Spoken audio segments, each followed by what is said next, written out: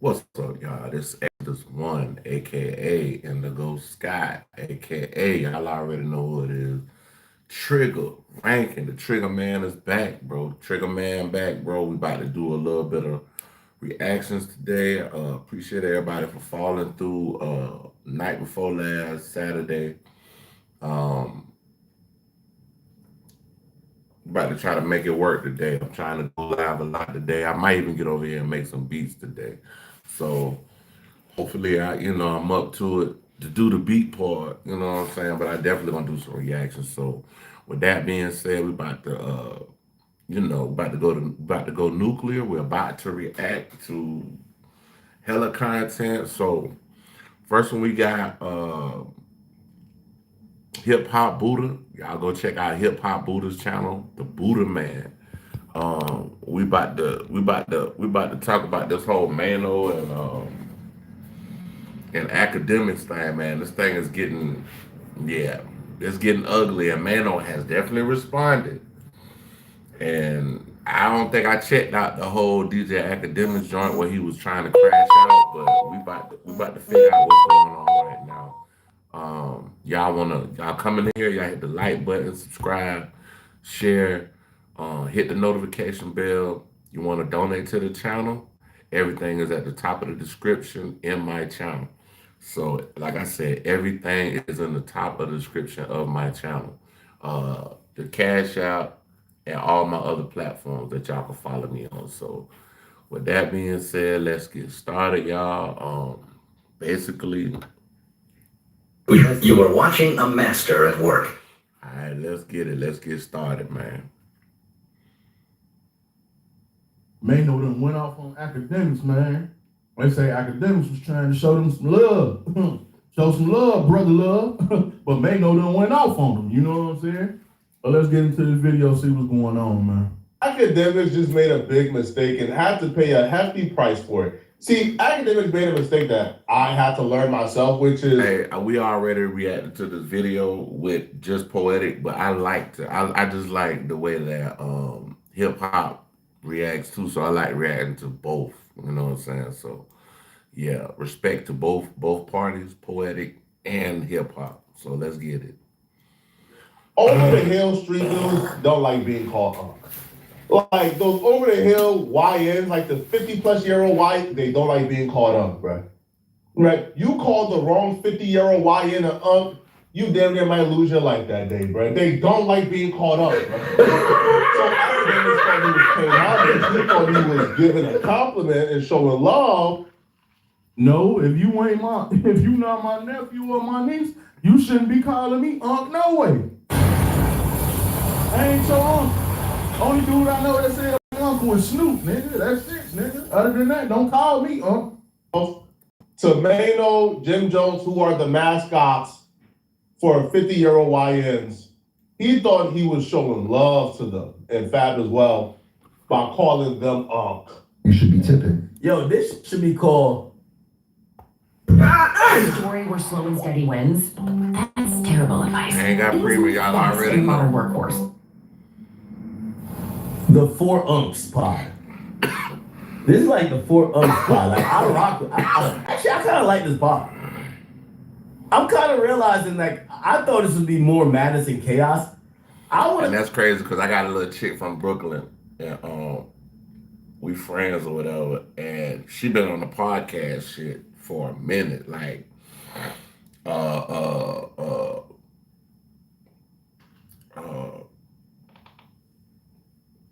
Kid Fury, Combat Jack, like she been on this shit for years, bro. Like, say I like Mano Davies. that being said, the only reason I said that is because my love friend from Brooklyn, her and her sister, they got a podcast called The Aunties. I don't know if Davies is an Unk, but definitely everybody else is fabulous. Mano and Jim Unks. It's cool. And by the way, Unks is a cool but yeah, they had a good funny pod, man. Given everybody's background, really funny pod. I actually recommend it, Jack. Showing love to the pod was not enough to take away calling them Unc, bro. Mano and Fabulous, and Jim Jones, they were watching this scathing, seething. Academics already revealed that Jim Jones already pressed academics before. I think like last month, Jim Jones pressed academics at the NBA Youngboy concert. Sort of. When he seen Jim Jones, it was like, So there's already bad blood. So I went out of his way to show love. So you let them know, hey man, there's no bad blood. I got love for y'all. But that ain't work. Because while Academics was enjoying the podcast, he noticed something. And he began to point it out. And what he noticed and began to point out was the topic of discussion when Jim Jones, Mano, and Fabulous went to potting again. And they went off on act. Not like you was financially attached because you gave him the money you. So you start. By the way, this is the first time, like, I'm glad Fab has a pod, because I always tell you, I've learned nothing about Fab. oh, what's up? This was all punchlines, man. But now you get to hear them speak What's and up? give, like, at least some stories. What's good? Having a dollar amount to what you should deserve. Mm-hmm. Man, chilling on a Monday evening, man. Just chilling, bro. Just reacting. Ain't had shit to do. I might start make some beats and shit today on live too, so a little later on. But shit, I just wanted to react. Go nuclear, you know how I go. As opposed to the service they was giving you, you should be tipping. Yeah. I didn't get service. That was the problem. He said, he said I get service. That was a Service they was giving you, you should be tipping. Yeah. I didn't get. look at this. This look is a nigga that went in the strip club to fuck. Say I get service. That's how. It's service that Look at this right here. was the problem. Hey, check this out. Hit the like button and where you tapping in from? Where you tapping in from? And like, what is the topic that you would like us to hit on in this live if you want to engage? Yo, I ain't gonna lie, this is so NYC. Yo, it's like, you know, I ain't trying to roast the cast. And by the way, I love y'all guys, okay? I hope y'all look at like me talking about y'all. I hope it promotes y'all pod. I'm not hating on y'all. Yo, Jim Jones is 53, dressed like a Hawaiian, hat to the back. You know what I mean? All grayed up. But, yo, come on, Jim, like you're 53. Yo, you got the cutout knee. I ain't gonna lie to you. You can't say nothing about Jim Jones without him saying something. So academics must don't know that was gonna go left anyway. Where we could see a kneecap, bro. Like, come on. Like, you at the age where you might need like one of them Patrick Ewing knee braces just to walk. Like, why are you dressed like this? Why are you dressed like a YN? That dress like a YN really hit a nerve. But he's not wrong though. Listen, bro, I believe wholeheartedly, man, when you get to a certain age, when you make a certain amount of money, when you get to a certain... Bro, you are who you are. I gotta disagree with Poeta Flacco on that right there. You are who you are, and that's what it is. Like, can't nobody change you, bro. Like, you got people out here that's in their 20s that act older than the people that's in their 50s. You got people in the 50s that act younger than people that's in their 30s and 20s. But it's the spirit. It's like what you got going on inside of you. That's what I'm saying. Like all that other stuff, bro. Like that. Caliber. There's just certain things you should be wearing. Like, for example, bro, right now, I'll be real with y'all, bro. Right now, in 2025, outside of this studio box, you not seeing me in sweats no more. You not seeing me wearing a Mary, wearing Gucci. You not seeing me. I'm not gonna I ain't gonna say nothing about that. We're just gonna be like, bro, that's when you put that shit on when you get outside. I mean, you wear this shit in the studio too, but bro, when you really step out, that's when you put it on, bro. Wearing designer no more, man. Flacco saying he not wearing a Miri no more, wearing a Miri hoodie in the video is crazy. That was really one, but Flacco just laughed in our face like that. You ain't gonna see me wearing a Miri no more, but I got it on now. That's crazy. At all, not at all, bro. At all. I just copped the day just. I'm wearing my quarter zips, my trousers, my cap. Bro, I'm on a different time now, bro. You know why? A day just. I'm honestly talking about a Rolex. But at the end of the day, bro, this right here, bro, like if that's a mirror he got on, bro, I'm sure he's not gonna get a sponsorship because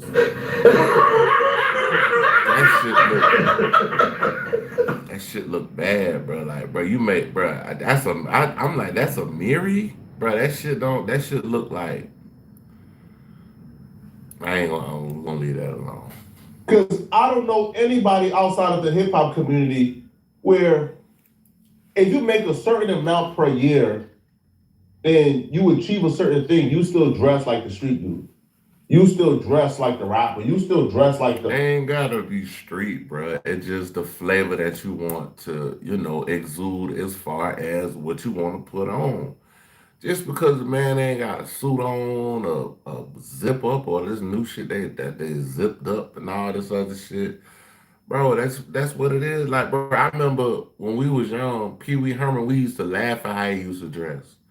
Now you got motherfuckers now, they done made this shit popular. Like, niggas actually walking around dressed like Pee Wee Herman and shit. Like, real talk. Only in hip hop. And thinking that shit look good. Where you can make a certain amount and achieve a certain level of status, but you still dress and act like the degenerates. I'm done with that. I'm through with that. Right? But I don't think Act meant it how I meant it, because if I would have said it, I would have I went that line and said, hey, bro, y'all too old to be doing this, bro. Like, y'all too old and too accomplished to be acting. You can't tell nobody how old they could be to talk to somebody. Look at Leonardo DiCaprio. Look how old Leonardo DiCaprio old lady is. And tell me if you too old to do some stuff. We just gonna put it like that. I ain't But gonna get Act goes into down the no line and details. kind of critiques their outfits, which, all in all, Act my brother. He know I love him, man, but me and academics have no right critiquing what someone wears, okay? Me and Act have stepped up our drip and our swag, bro. Act lost 100 pounds, now Act is fly. I'll be real, man. I wanted to fight. I lost 100 pounds. Bitch, where?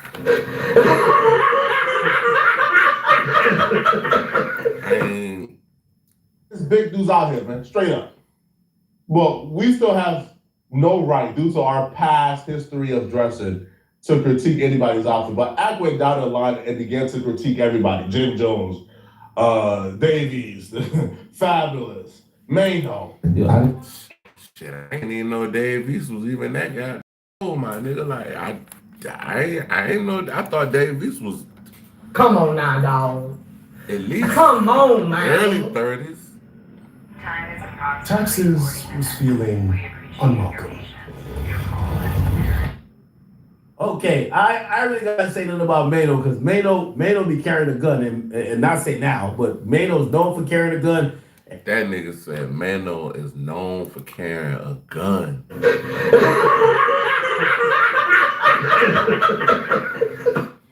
So that nigga Mano, you run up on Mano, he might be like, pop him. On some real shit though.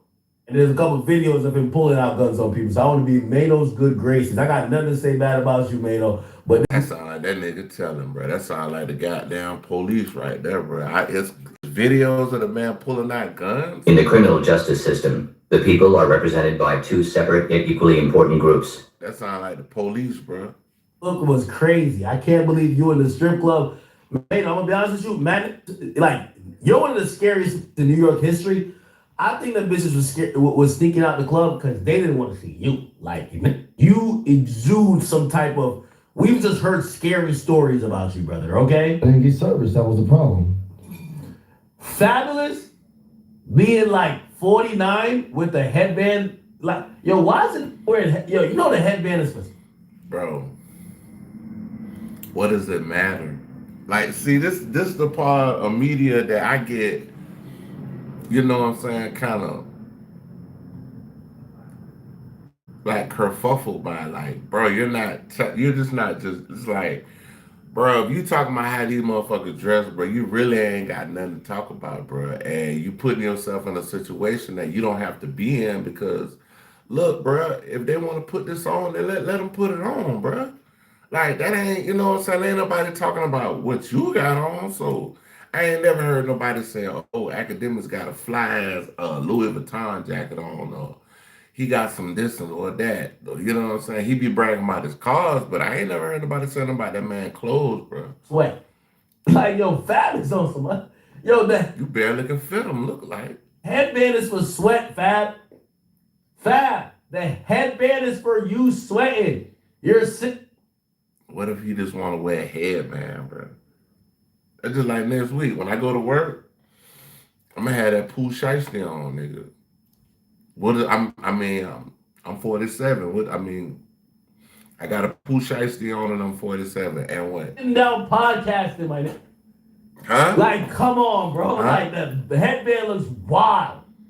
Bruh, come on, dog. That man, it's like, bro, it's almost like he ain't got nothing to talk about right now, bro. Like, Come on now, dog. Come on, man.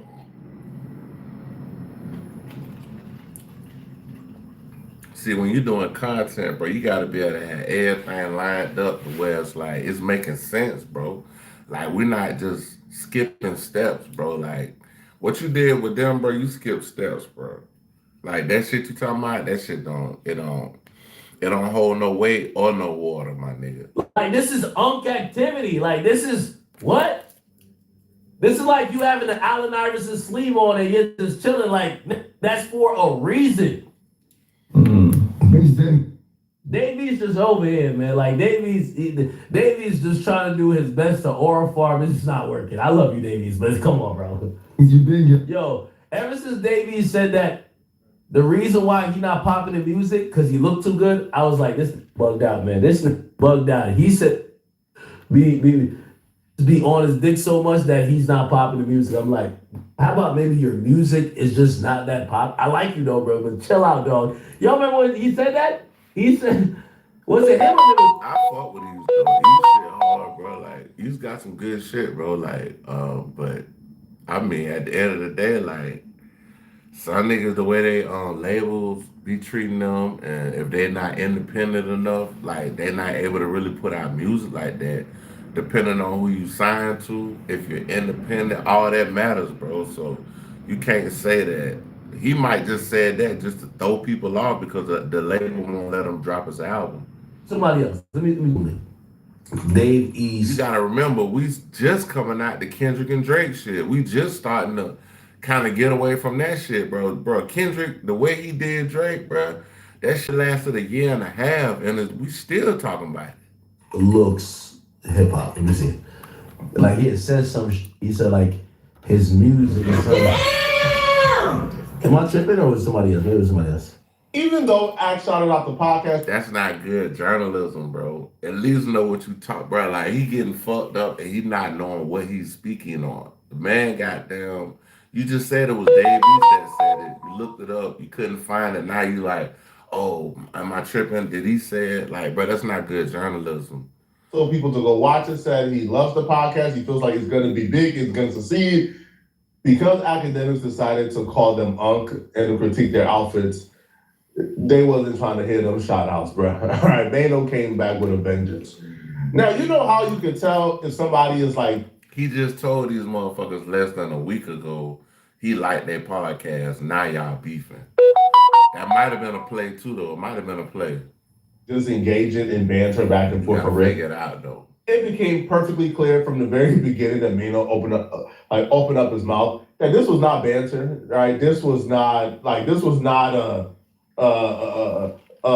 in good faith roast. This was not a friendly back and forth. No, Mano was tight. He was really upset. All right, and academics paid a hefty price. Mano got down, called out the 15-year-old boy. Mano called out about the girl. We think Act might have paid her off because it didn't go no further, but of getting roasted by one of the best roasters in hip hop, bro. Mano put academics on the shirt, bro. I think Act Loki got to come because Act been chilling off the Henny. Act got to come back and bring the Henny bottle, man. When he comes back to live stream, bro. Act, you can't let them get away with this, bro. This is fam. Like, bro, I'm 1,000 overly with Act. But even I have to laugh and say, damn, cuz like, bro, they got you, homie. Oh, man, let's rap about it. How y'all feeling today, man? Feeling great. Yo, academics, check this out. Academics. Academics, I know you're not talking. 100%. I know you're not talking. You got the audacity to be speaking on what is wearing? You talking about what is wearing? You talking about the proximity between what is wearing and the age? Damn, Let me explain son. something to you. You're a journalist and this is your opinion. So let me give you my opinion on you. I feel like you built like a I feel like you built like a. No, listen, 100%. Listen, I feel. Let me just say how I feel. I feel like you built like a wet bag of laundry.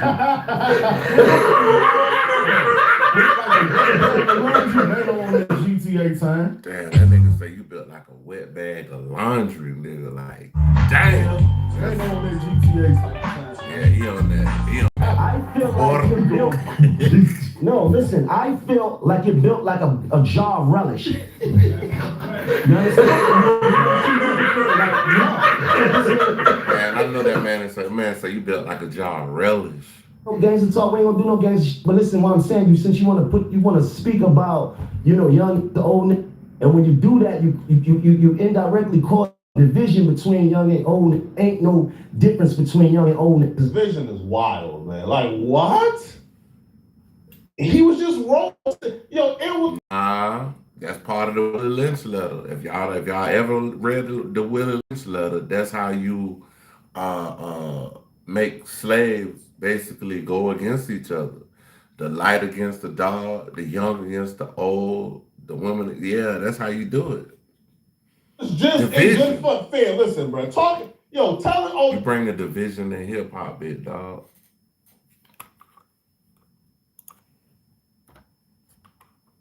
You were watching a master at work. dudes to put on age-appropriate outfits is now causing division between YNs. How is an outfit age appropriate? Bro, if a nigga want to wear,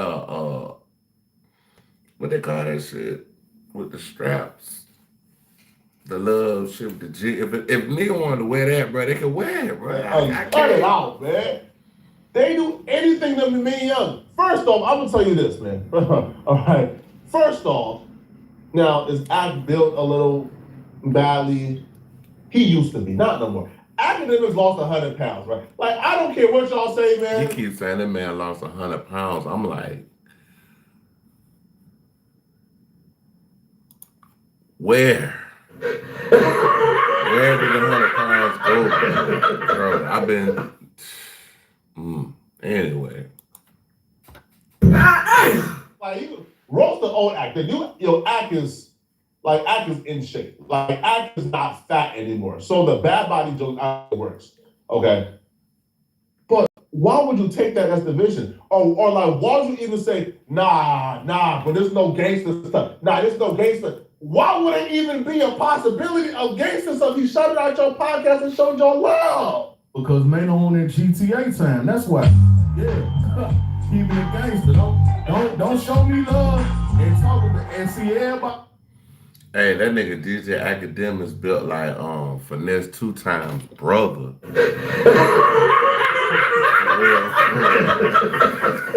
I ain't with that. I'm gonna show you love, but I'm gonna sneak dish you at the same time. No, if you gonna show love, but don't show love and start sneak dissing, because everybody ain't for that. That's snakish ways.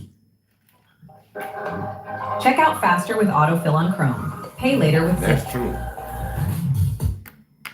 If y'all were Maynard, would y'all take what Academics did as a diss? Yeah, I don't understand. Yes. But you see the list. Yeah, bro. That's a dish, bro.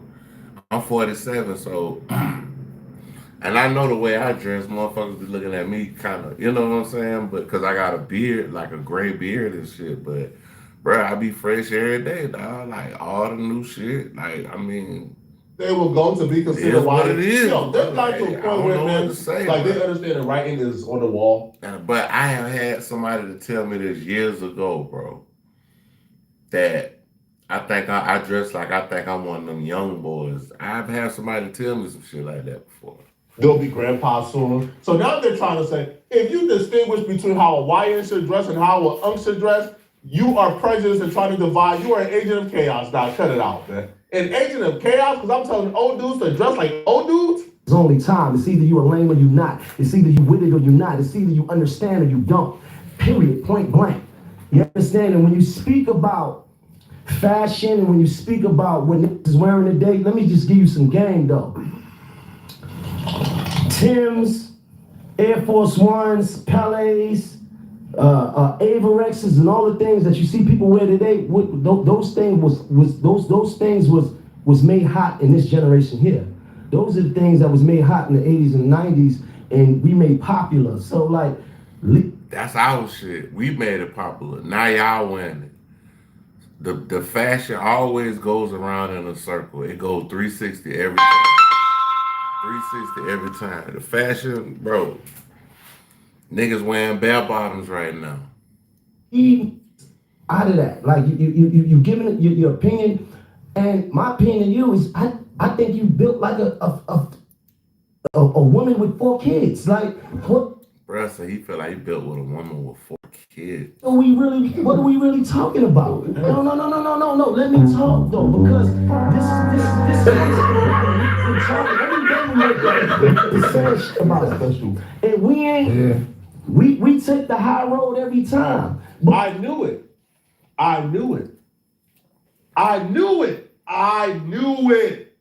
He's not mad that academics called him an unk.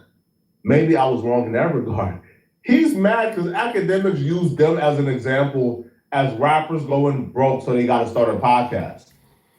This is why they mad. He just said, he wakes up and talk about it all the time, and we got to take the high road.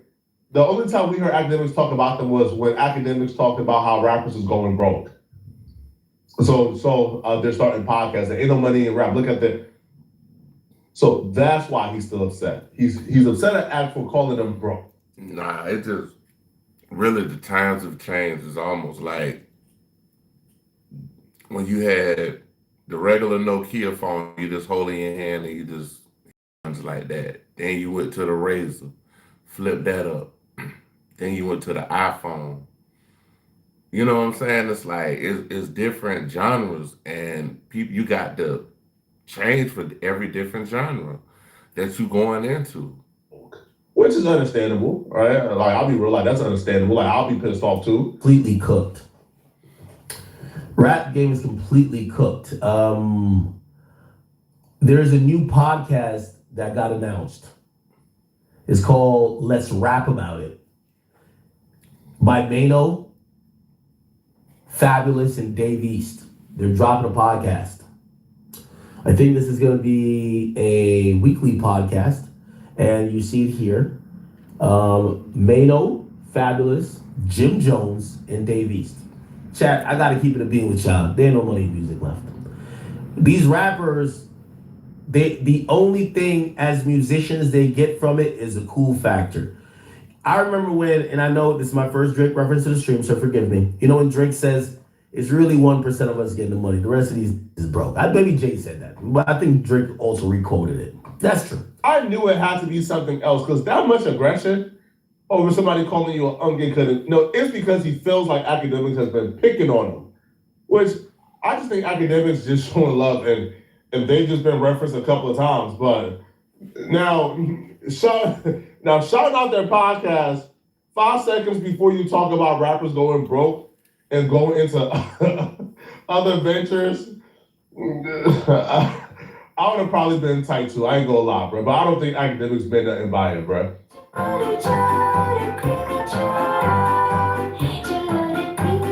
ain't got that. Really, I got to be wild. This is Buick. Now. Buick. We got to put things in perspective, right? You got to that probably spent most of his early life afraid to really be and couldn't be in the in crowd, was insecure. Damn, son. Or couldn't take his pants off in front of women. You understand what I'm saying? So now, yeah, 100%. Yeah, ashamed, right? Because listen, I know, you know, part of being a senior citizen is that you're still outside. And I know the hoes. Everybody know man don't know the hoes. So I know the hoes that these niggas be DMing and all that. I know what they say about these boys. They call that boy chicken. They call that boy chicken. Chicken for chicken nuggets. Stop playing with me. Damn, son. I'm a big Why is the females running around calling academics chicken nugget? Why?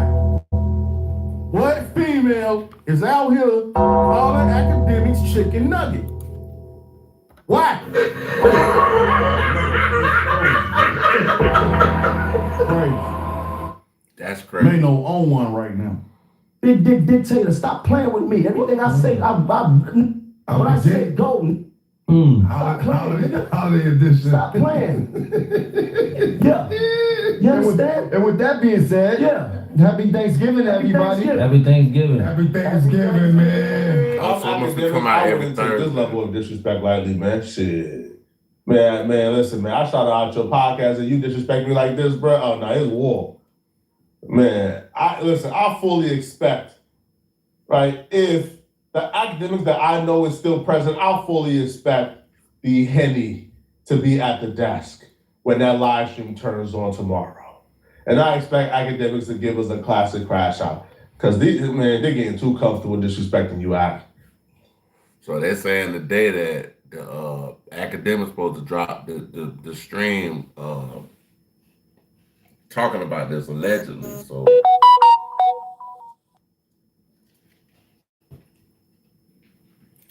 let's see, y'all. You ain't give us a legendary Hall of Fame crash out in a minute, bro. They getting too comfortable, Ak. Man. Y'all let me know in the comment section, bro. Academics with the Henny is crazy. Y'all check out the Buddha Man, Hip Hop Buddha. Y'all check out Hip Hop Buddha channel. That's who we just reacted to. We going to Poet Flacco, who he just was reacting to. So we about to see what the hell this is about right here. Look like this about old Coleslaw. boy. When my wife opened her gift last year, she made this face. Give her this for this face. We are about a month in, and this Akash situation. Damn. Still talking about Akash. God damn. This motherfucker. Every week you got something going on. It is not getting any better. It's still getting worse, bro. Akash friends are finally done playing nice. They're done lying to him. They're done like walking on eggshells in regards to this situation with his wife. They're now telling the truth. They're now telling him how they really feel. And I get secondhand embarrassment for Akash when I saw this, man. Because Akash is a good dude. He didn't really do nothing to nobody. His only mistake in life was wiping up Jaslene. Last week on Flagrant, Andrew and Akash and the team, they interviewed Akash's wife about the internet drama. Man, they went in on this shit. Like, oh, wow. This was pitiful, bro. This was real pitiful when they brought his wife on the show. And then they did it like it was like a Jerry Springer show. Her getting exposed for her scandalous activities. During this podcast episode, Andrew sat next to Akash and literally cuddled him, told him everything he wanted to hear. Andrew you could kind of see Andrew was toning it down, not really letting his real thoughts escape. Because Andrew, you can tell for the most part, like he's not a red pill, but Andrew ain't no blue pill dork, bro. Like Andrew has a program he runs at home. His wife is not on the internet. She's not doing him too much. But Andrew, for the most part, wanted to be supportive to Akash. So he kind of hid how he really felt about the situation. But when Andrew ran over to the brilliant aliens with Charlamagne the God, he let his real feelings out. Andrew did defend Jaslene against the whole allegations, but he would agree with Charlamagne the God that she has no business being on the internet, that her antics are embarrassing Akash and doing more bad than good, and that if that was his wife, she wouldn't be on the internet. She's not. Okay, so I haven't heard that. I haven't heard that part, that he talked to Charlamagne about it, and he said that she shouldn't be on the internet. I haven't heard that part. Allowed to have no podcast, and Akash needs to put his foot down.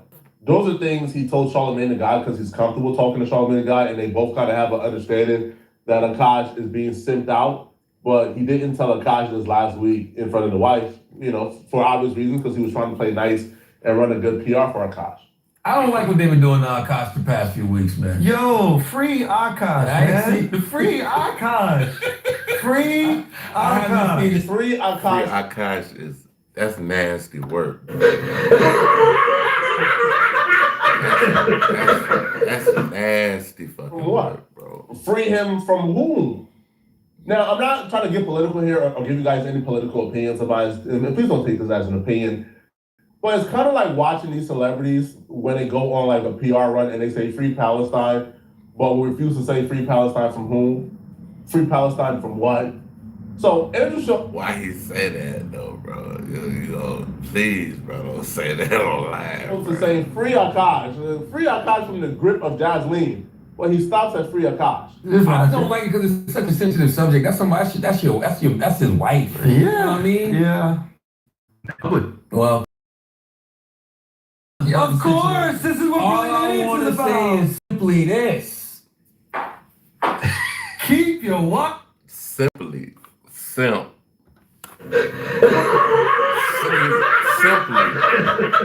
Simply, he's a simp. Hey, Frosty, mother. Why does your wife have a? But I always say that whoever I deal with, I'm not posting them on the internet. We ain't doing no videos together and all that shit, bro. Like we ain't doing all that. I'm not even really posting these folk like that. Like microphone in her face. Do not allow your wife to start a motherfucking podcast, bro. A flagrant episode wouldn't have gotten as much negative feedback if Andrew Schultz Andrew Schultz. Like if Andrew Schultz brought the brilliant idiots Andrew Schultz and he went to flagrant and he said this in front of Akash and he kept it 100, kept it a buck. Yo, that's all people were asking for, bro. Tell this man to have a backbone, to have a spine, to put his foot down. Because her excuse for even having a podcast makes no sense. Jasleen says that she wants a podcast because, she wants to be independent and have some security there if her man who's in the industry ever leaves her. Stop the cap. Stop the cap right now. Stop the cap. No voice. But they didn't sign a prenup. Like, you are married to a man who's on his way to make tens of millions of dollars at some point in his career and life while married to you with no prenup. What more security do you need? Okay, there can be one entertainer in this family. It shall be me. I'm the comedian. I'm out here on this road. I'm out here getting the money. Let me use some of this money to help you do some other things, yo. Because you don't need a microphone in your face because you're going to around and ruin us. All right? Not just you. Go watch the episode. Yeah. We had a great talk with Akash and Jasleen. And it was awesome, and it was very funny. Because I don't want to have to explain, because that's my wife, I'm going to always have my wife's back. Yes, you know what I'm saying? But guess what? And so much of this stuff was bullshit. Then there are things that she said. Bullshit. She was a virgin. She was never a whore. So that video of her talking about sleeping with a bunch of men was not real? She never said she slept with it. She said I was popping my frat parties, and she's a sheltered Indian girl who thought that meant dancing. And then the rest of us were like, what do you really mean? He sounds like he capping for him now. That's what it sounds like. That's what time it is. It sounds like he capping for him right now, bro. But so we had that conversation. But all her being a whore completely out of context. Like, didn't she talk about? Say. We discussed everything on the podcast. Didn't she talk about sucking cocks? No. She never said that? There was never a video about that? She said that Akash's balls smell like a homeless person. Damn. Come on now, dog. Come on, man. Bro, if your old lady say your balls smell like a homeless person, your wife, I'm gonna need you to go get the first lawyer you find. I don't care who it is. I don't care if it's a ambulance chaser. You need to get him, and you need to get your divorce decree together, bro. Bro, listen to this shit, bro. Come on, dog. Say. We discussed everything on the podcast. Didn't she talk about sucking cocks? No. She never said that? There was never a video about that? She said that Akash's balls smell like a homeless person. Damn. Not Steph Curry with the shot boy. They call it.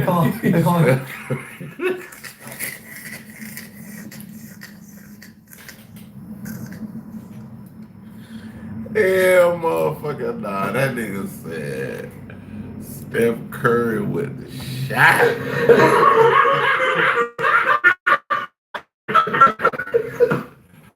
Bro. God. What the fuck is going on here? What's going on? Why would she say that? That's a good point. So we had those conversations. What the? Go watch the episode. My brothers. Clears up a lot of shit. My brothers. And also, she just acknowledges, like, yo, that was stupid. Like, I shouldn't be fucking sharing that. I can see why the audience thought it was this thing. Like, there was a lot of delete stuff. Delete the podcast. Delete ours? No more influencing. No, I'm talking about her. Oh, we're working on it. No influencing. I don't know if Andrew is still doing this thing where Akash is his boy, so he kind of has to lie a little bit, or if he truly bought that innocent, sheltered Indian schoolgirl act that she gave on Flagrant. Man, that right there, bro. You need to let that lady go to right now. Fuck today, right now. This minute. Yo, we done caught Jasmine in so many lies, in so many inconsistencies. One of the biggest being, she came on Flagrant and says she only kissed the men that were on her college roster that she was talking about. Okay. All right, let's break it. Hold on now. Hold on. Let's break this down now. Hold on. Let's see what happened. You were watching a master at work. She kissed and flirted with them. And then we pointed to another video where she's talking about a hookup experience in college where dude would come over and go down on her and vice versa, and he will poke around in there. Remember that trip? You snapped 9,000 photos, and only a few survived the group chat. At Michael's cut. And him poking around in there made her bleed a little bit more, and he was upset one time because she told him she was off her period, but she really wasn't. So when he went down on her and he started to poke around and yeah, this lady, she be telling some stories that's like, bro, what are you talking about? Like, why are you on the internet telling these stories, bro? Like, that's some shit you don't tell no fucking body, bro. Like, insertions and things began to flow, and he got upset.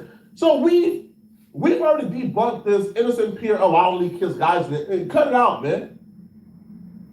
Now, one thing is this, man. A woman who is having multiple hookups, who is getting her booty hole finger banged by men she met on Tinder on a one-night stand, she is sucking you know what? And showing the guy was right. She has talked about giving oral. So cut it out, man. So this narrative, though, that she is like, we just take her word at face value when we have caught her in multiple lies. I'm telling you this, man. If she is talking about getting fingered by college boyfriends, that means the hymen is gone. And if the hymen is gone, that means that yeah. It's a wrap, Akash. Sorry, buddy. I have never heard of you before until this shit, but hey, I hope you have a good career, man. It means Akash has to take her word for it on whether or not she's a virgin. And just based on how promiscuous she is, based on the college experience she gave, there's no way in hell this chick is a virgin. And you guys bought it. Now, Charlamagne the God is absolutely correct. Listen, why are you online telling people your husband's boss? Why are you online sharing? You're trying to embarrass him. You're trying to use him as a stepping stool. If I embarrass him, if I tell humiliating stories about my husband, if I disgrace him and his good name in public, that will get me views on my podcast and make me more famous and more clouded. At what point is enough? You got a Bro, you got to get you some balls, big dog. You got to grow you some balls. Like, see if you can go down there. Come on now, dog. Come on, man. Go down there to like the shit. Go down there to the fruit market and see if you can get you some extracts. So you can try $5 million to marry you without a prenup. At what point is it? I think Akash need a honey pack. Yeah, that's what he need. Akash need a motherfucking honey pack.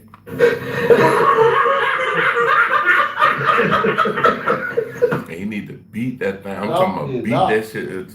Now, Charlamagne the God will continue to express, and even Andrew Schultz will step in to express how they think the entire situation is wild and don't understand why Akash is letting this chick keep that podcast. I don't want no if you don't let your wife be influenced. No. No. Black. No. Black. No. There's certain things we can't do. Yeah. Oh, that's true. But all of that is true. You and the Jesseline singer. Yes. All of that is true. I'm in the radio station putting on an act, sniffing seats, wilding the out. Yes, embarrassing myself and embarrassing my wife. Yo, I'm glad we can have this intervention here too, bro. That's what we're doing this week. So yes, it's Christmas spirit. So I'm saying all of that to say, women learn from my mistakes. Off these podcasts. Don't be on these podcasts. Don't be an influencer. Okay. I know she wouldn't do it. They're straight clowning this nigga, man. That's what he should have. That's what Andrew Schultz should have been doing when they was on the. I forget the name of the podcast that Akash and his wife was on. But suppose your wife said to you, "Listen, me and my friends, we have these great conversations together." Black Effect. I want to be on Black Effect. Black Effect. I want to write a book. I want you to champion black female voices. Put me on Black Effect. A book I wouldn't mind. If it's a book about because you can edit it. Yeah. Getting on a podcast, trying to make jokes, and I'm the comedian? Yes. Yeah. You sure made him laugh. Crazy. You made him laugh the last few weeks. You gave the internet hella content. A lot. No, man. No. What was your favorite? Bro, the way she was on there, she was crashing out like she wasn't even married. Like she didn't even go home. She was crashing out like they were separated or something. That's crazy.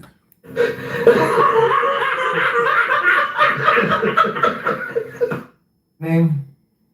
Jada Pinkett Smith. Jada Pinkett Smith. That is phenomenal. Whoever came up with that, this is just Jada Pinkett Smith. Damn, Aisha Curry sing part 2. Wow. Pinkett Smith. I do want to know, maybe they do give Akash this advice off camera and in person and behind the scenes, and we just don't hear it. Because to watch the Brilliant Idiots episode today and to watch Flagrant last week, you kind of have to ask yourself, bro, what's Andrew Schultz's real opinion on this? Because if you watched the Flagrant last week, Andrew was complicit in this, bro. Andrew was eating up whatever this chick had to say. Andrew was going along with it. Yo, this chick literally said, hey, okay, I don't kiss Akash in public because, I don't know, it's the shy, repressed Asian girl in me. Okay. But then she went to a doctor's appointment, pulled down her bare ass. Her cheek was showing. If you would have took that camera any further, you would have seen Libya. She recorded that and posted it public with her bare cheek showing on TikTok while being married. And then also, too, while suggesting that her doctor was single. So you put down your bare cheek. Bro, come on, dog. Like, see, that's why I like listen to Flacco, because I can, like, the way he talk, I can hear exactly what's going on. Because some people, they talk a little fast, then they be in an AI video going super fast. You can't really, bro, you gotta stop this shit, slow this shit down, bro. Like, damn. This is disgusting work, bro. You know, I ain't with that timing out here, bro. Like, you did. We ain't doing all that. We ain't doing all that. But Olivia, like, what the fuck to a dermatologist. She showed her bare cheek to her dermatologist, recorded it, and put it on TikTok for the world to see her bare butt. But she's a repressed Indian girl. Man, cut it out, bro. I ain't trying to hear that shit, man. You know, I also seen something today, man, where Brandon Shaw was on a podcast, and this is where I knew is bad for our cops, right? It's officially gotten to the point in this drama where it's more beneficial to talk about your drama than it is to be quiet and protect the relationship they have with you. Because about a week and a half ago, Brandon Shaw was on Fighter and the Kid, and Brandon Shaw was saying, yeah, man, you know what, Akash is my friend, he's my buddy. Oh, man, I can't talk about this, man, y'all doing too much. Man, Brandon Shaw came on this episode, right? Not Fighter the Kid, but he was on like Golden Hour. And during this podcast, he introduced the Akash topic, kind of took a seat as he watched the homie kind of go in on Akash, say all type of things about the situation. And Brendan Schaub didn't step in and say, "Oh no, we can't now. Oh no, we can't go through there." But watch how other comedians That shit was think set about up Akash too, in this man. situation. Akash apparently not attacked, but was talking smack about the other guys, about their choices in women. Yeah, because they say they don't like to date black people or whatever, their choices in women. And then his choice was that he was like, you know, I was a virgin and my wife was a virgin and all this stuff. And then all this stuff has come out about her. But what I just don't understand though, he never watches her podcast. He didn't know nothing about this. Well, no, but whatever. I think it's a relatively newer podcast. So, like, they've been married for a couple years, and I think she started. This what I'm saying, bro. Okay, so that make it even worse. Y'all was married a couple years. She come out with a podcast talking about shit you don't even know about. Like, help me make that shit make sense, my nigga. Like, I'm talking about for real though. What happened now? Hold on. What happened? What happened? They said, hold on, I'm gonna run that shit back. I'm gonna run that back. Okay, boom. And though, he never watches her podcast. He didn't know nothing about this. Well, no, but whatever. I think it's a relatively newer podcast. So, like, they've been married for a couple years, and I think she's. It's a newer podcast. They've been married a couple of years. So that means, bro, she telling stories that she haven't told you on her podcast, bro. What the fuck is going on, my nigga? Like, what the fuck is you talking about? What happened now? What started recently? And then she just started talking crazy like this. Mm-hmm. Like that part of it is crazy to me. You know what I mean? What part, Eric? No, what I'm saying is this. So he thinks a certain thing about his wife and his relationship and what they did. If he does. He does. Maybe he knows. Maybe he knows. And then he says these kinds of things. And then she comes out with a podcast and she's talking like that. If he's not down with that, that must be. If he's not down with that must be weird at home. Yeah. That's what I'm saying. That's what I'm saying. Like, he needs that talk at home. That must be. I'm just saying, it must be weird at home. If he already knew and he's like, so what? Who cares? Look, I wouldn't But care. the issue is he said she's a virgin. That's why he made it. He said on multiple podcasts. Maybe, I don't know, like, maybe this was a play from the beginning because he knew the bitch was fucking somebody else, but I hope that's what it was and you just wasn't simping out here like that because, bro, if she can't even tell you she was a virgin, bro, I feel bad for you, bro. Big dog. He said he was a virgin. No, he said my wife. No, she was. No, he said both of them was virgin. He said he was a virgin and he said she was a virgin. So it's like, nigga.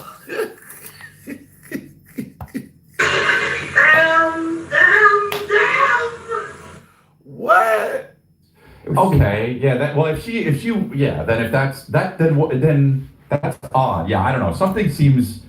My thing is this: like, they want to, if you say something out of pocket to somebody, then they come back at you. This is all fucked up. Yeah, it's all messed up. Yeah, why are they? Bruh, this lady should not have a podcast. First off, should not be talking. If the man present her as a virgin, even if like this, I'm just gonna play devil's advocate for the chick. Even if she wasn't a virgin, she was trying to trick him and all this other shit like that. Boom. And he might have found out. Like, why would you still keep trying to go along with the lie you told in the beginning when you hear her actually saying she was messing with people before you, bitch? I'm bad for that. Like, if I feel bad for this too. Like, if he really thought that and he was saying that, and then his wife comes out with a podcast where she is being wild and telling all these stories, and he thought something different, that's like, damn. I mean, I personally wouldn't care. Now, if that what it was, I would have been like, man, bruh, we just gonna get a divorce today. This dude said he wouldn't care. Bruh, I would care because she just made you look like a complete fool out here, bruh. A complete motherfucking fool, bruh. She made you look bad out here, big dog. I know, but Maybe if you care, you care. No, but what I'm saying is that, but you're not on here going, my wife is, Kristen was, she was gonna be a nun and she changed her mind and like, you know, and then she's on a podcast being like, my butthole is destroyed. You know what I mean? Dude, you went from your wife as a virgin to she woke up one day and her butthole was ruined. Like, dude, that's what the fuck? Like that's horrible.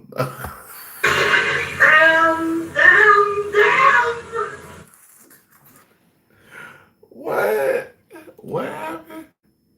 Dude, that's wild. I'm just saying, that's wild to me. And I feel for him. How come we all feel for Akash, but Akash don't feel for himself? After a while, when do we say, you know what? I feel for him, but at some point, bro, like, yo, he got to get a spine and stick up for himself, bro. Yo, when your own peers is laughing at you, when your own peers is looking at you. Damn, he say, yo, damn, that nigga mama and daddy laughing at him? God damn.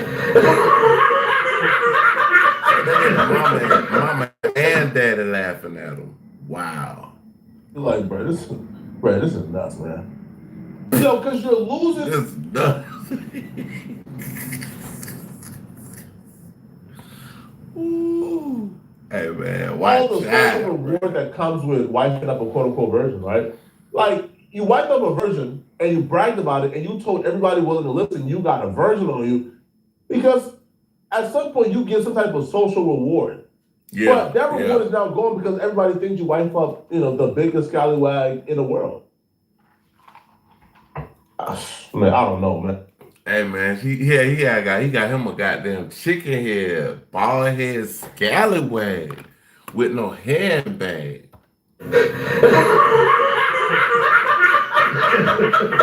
At this point, bro, I think with Akash it's cheaper to keep her, man. That's it. But let me know in the comment section what do you guys think about this, man. Well, y'all check out that boy Poetic Flaco, man. But okay, so just to let y'all know, they already got some new shit. When Mano came back, my homeboy Showface did it, but I don't think I want to add this videos. You know what I'm saying? Like I don't know if I could actually do that, but we going to the Saw. Snoop Dogg responds and warn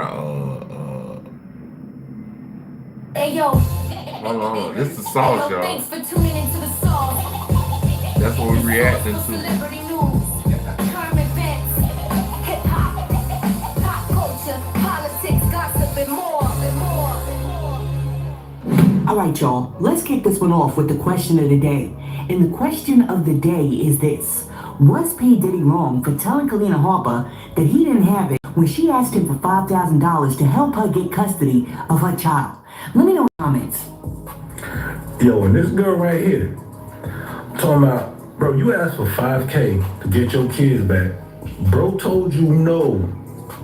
They hit you up for a favor, then you turn your back on your best friend talking about, nah, you ain't witnessed Diddy do none of that. What the fuck you doing on this show for then, lady?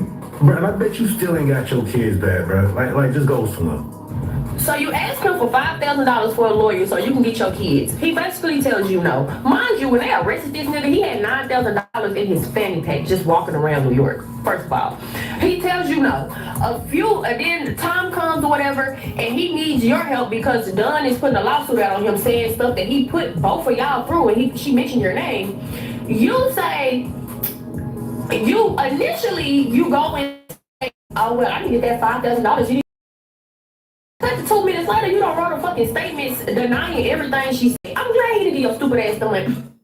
I recently purchased the most popular glucose meter online and decided to test it with you. If you have diabetes, everything she said, I'm glad he did your stupid ass stomach. Okay, so you have a friend, they have $1 billion in the bank, you call them and ask them for $5K for an emergency, and they say to you, yeah, nah, I ain't got that right now. Things are a little tight. And then 2 weeks later, they ask you for a favor. Are you doing that friend the favor?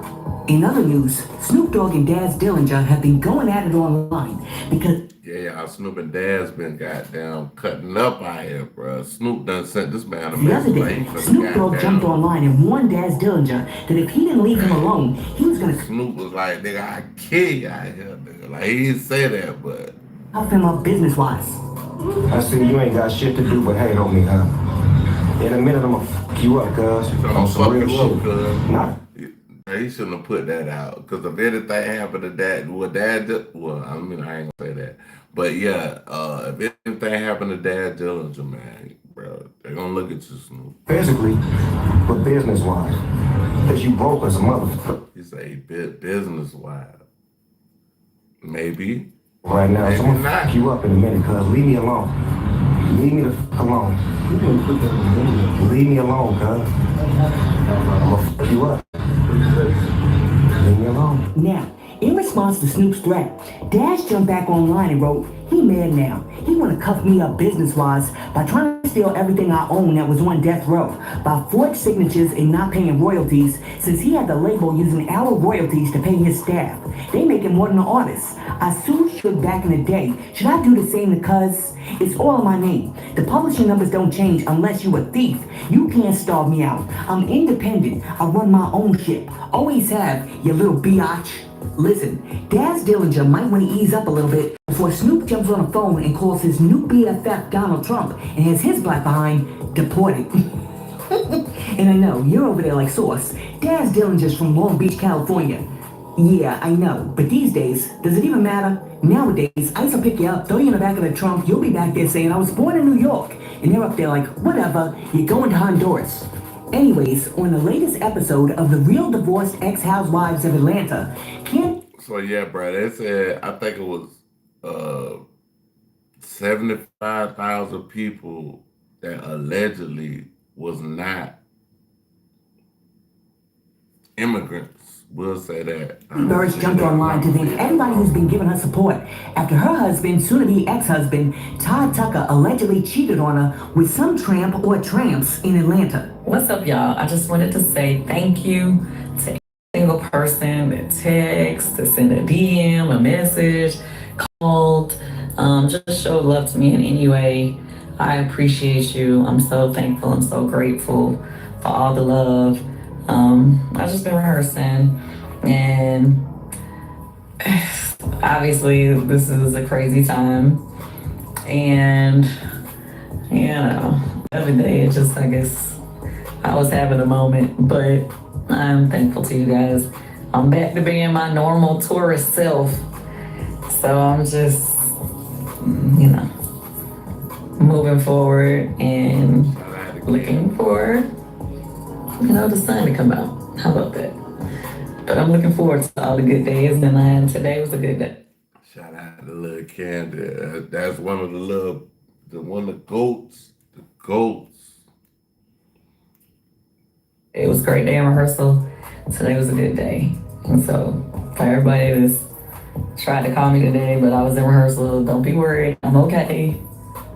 I'm okay. All right. Love y'all. Tell me something. Do you guys think that it's time for Bravo to rename RHOA The Real Divorced Ex-Housewives of Atlanta? Because honestly, now one of the women associated with the show is still married, except for Shamia, and she just got there.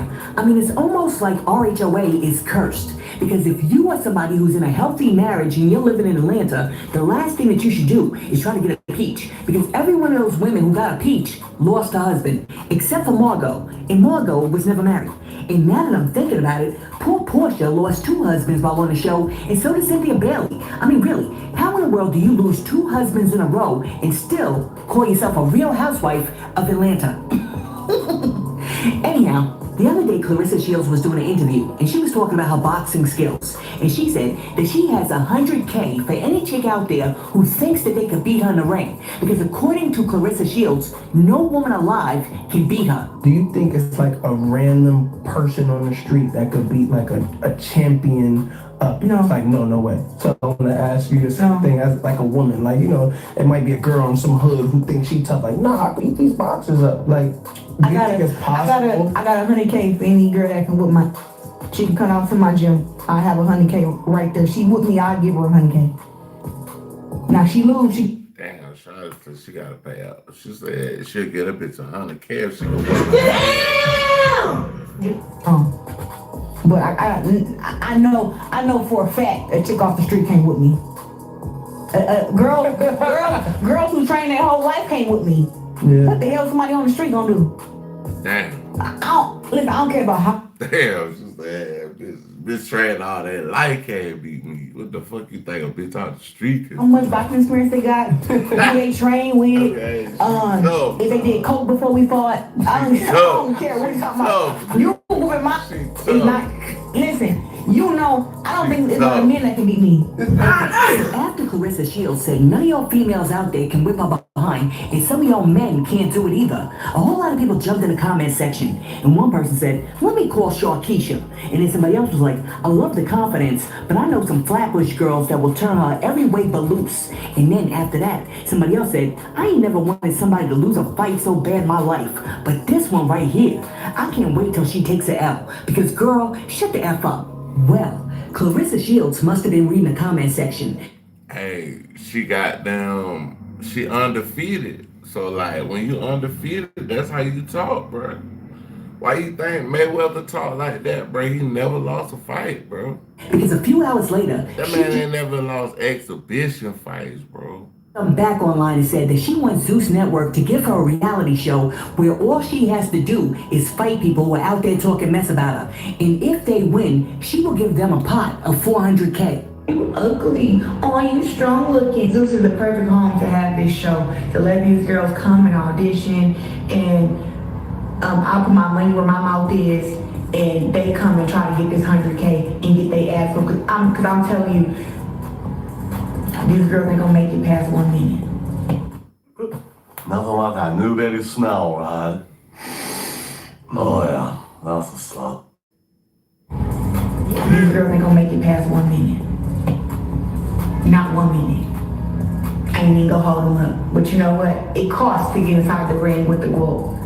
You don't just get a shot at that. It's things you gotta go through. So we can make a whole show of this. But since you want to get participation awards, how about if you beat all the other girls who in the house, you get you a check. And then at the end you get to decide you want to give up that check and fight against me for the full $100K. Don't be mad. That's hard. That's hard. So she said it's gonna be a bunch of females in a house. They're gonna fight against each other, and then the last one standing, they fight against her. Ooh, that's a hard look. That's self-esteem. That's how hard. pretty I am, how thick I am, how strong I am. Don't ever think that when you talk about that, that's going to make me feel away. Listen, I'm over here trying to think, because I do know some people who could have whipped Clarissa Shields. Not now, because me and my friends are at the age where we just like watching Netflix and taking naps. But back in the day, I did know this one chick who had one eye, and I mean, I swear, if she met Clarissa Shields, she would have knocked Clarissa Shields out with one swing. Now, I know, a lot of people refer to women as the weaker sex, but I can tell you for a fact that that does not always apply. Because I saw this chick riding down the street on a bicycle with a banana seat like she was Debo. She jumped off the bike, squared up with this dude, and I swear, one swing, and she knocked his lights out. Now, you take that chick from the hood, you put her in a ring with Clarissa Shields when they're both the same age. I believe that the hood chick could put Clarissa Shields on a mat. Aside from that, I truly believe that if you took a time machine, you put Layla Ali in it, and you rewind time, and you make her the same age as Clarissa Shields, she could also put Clarissa Shields on the mat. Now, could the hood chick go 12 rounds with Clarissa Shields? Probably not, because boxing's a different animal. But pound for pound, 1 round, yeah, Bruh, ain't no, bruh, you're not gonna be able to fight this lady, bruh. This lady is, she trained like how Serena Williams and her sister is, Venus on that. Yeah, they ain't. It's gonna be ugly. Didn't know a couple of chicks back in the day who could have knocked Clarissa Shields out, but get knocked out. One person who could not knock Milagro Gramps. Bruh, she the female Mike Tyson though. Because the other day, Milagro was found liable in her case with Megan Thee Stallion, and a jury ordered Milagro to pay Megan $59,000 in compensatory damages. However, Even though Milagro technically lost, she's still over there taking it like a win. For the jury to decide that it wasn't a multi-million-dollar settlement or finding, that is a win. Absolutely. The jury also decided Milagro Cooper was a media defendant. That was the reason the compensation for defamation would not count. She alleged she is new media. What ethics rules do you have to follow, or do you follow? So I could not come up with a code of ethics on my own. I think that because this is so new, those are the different things that we have to create and make a foundation for. Alright, so this is what happened. A while back when Tory Lanez was on trial for powwowing Megan Thee Stallion, Milagro Grams was obviously pro-Tory. So she was over there doing her show, and around this time, somebody else, not her, put out a deepfake video of Megan Thee Stallion doing a little something. So Milagro Grams saw it and she liked the video.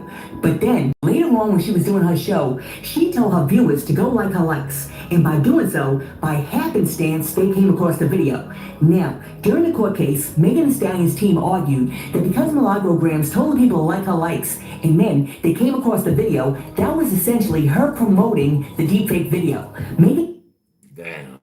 Like this, like it's like the AI shit is crazy right now, bro. This AI shit is out of hand, bro. Let's see what we're gonna go to Nightcap. That might be the last one, then I'll come back a little later on. I'm about to work on the beat a little bit, but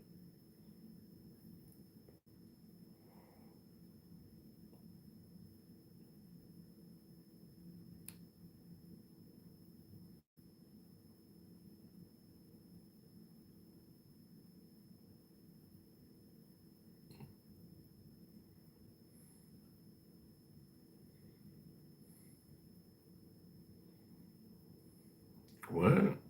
Hold on, let's see what this is. This Poetic Flacco. We might check this one out and then this will be the last one. What's so special about Domino's specialty pizzas? Your taste buds will know. Trust me, they'll know. Nama, a small, mighty country, discovered two oceans interconnected by the Panama Canal. And in the same trip, dining on a UNESCO creative city in gastronomy. All just to fly it away.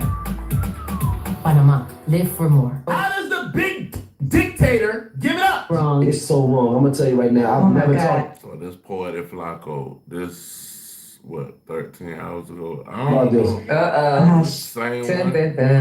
I think this is the same one, bro. I don't think I want to do that. Hold on.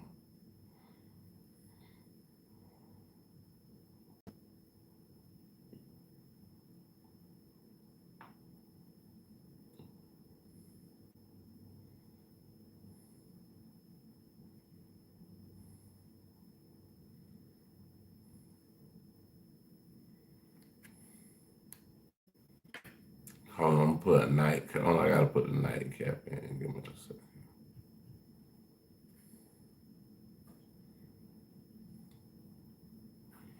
I want to see what they were talking about. Shador Sanders.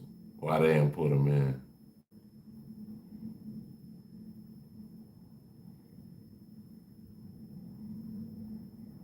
Oh, okay, here you go.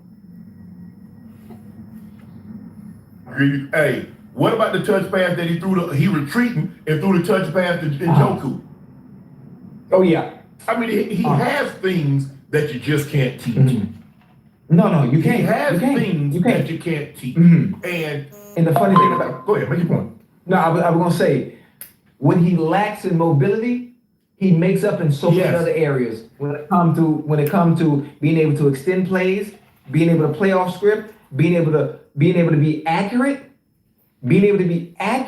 on the run, he's phenomenal at that. And the fact that he looks as good and only his third start, as bad as the Cleveland Browns team is, not defense, team is offensively, to have him in there and give him that spark to where now in each game they're competing. They're competing week in and week out. And he's playing through his bull jive coach. Hey, matter of fact, maybe we can ask the chat. Even if you don't like Shador, even if you don't like the Browns, can you please give me an explanation in the chat why you take him out 2 drives back to back? Why you take him out?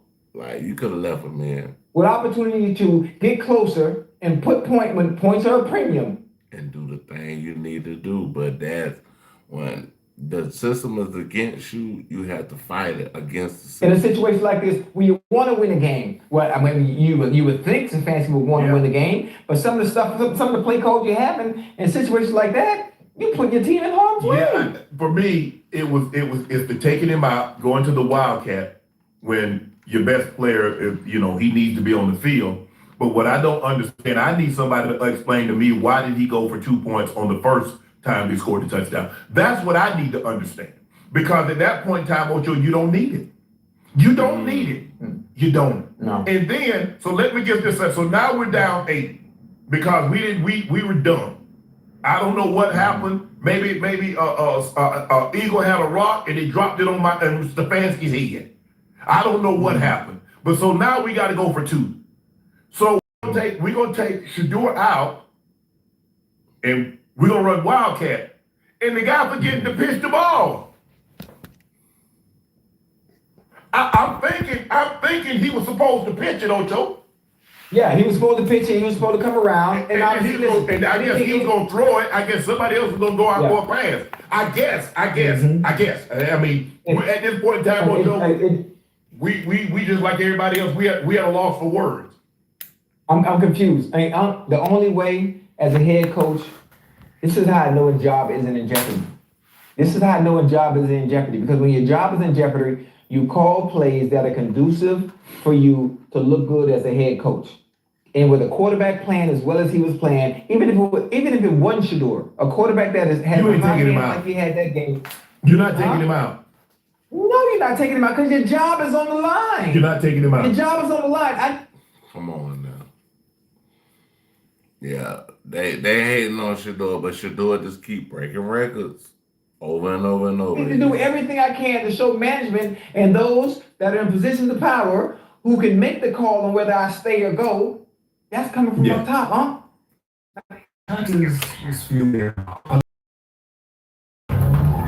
Now Texas. I'm a black coach. This is the same situation. Who's the reason? Who took the fall for Luka getting traded again? Nico. Stefanski is basically Nico. Stefanski is basically Nico Collins. Stefanski taking all the heat, but the call is coming from up above. Got him. Listen, do whatever you need to do. Do whatever you need to do to make him look bad. Because there's no way. Why are you not trying to win? Are you trying to tank purposely?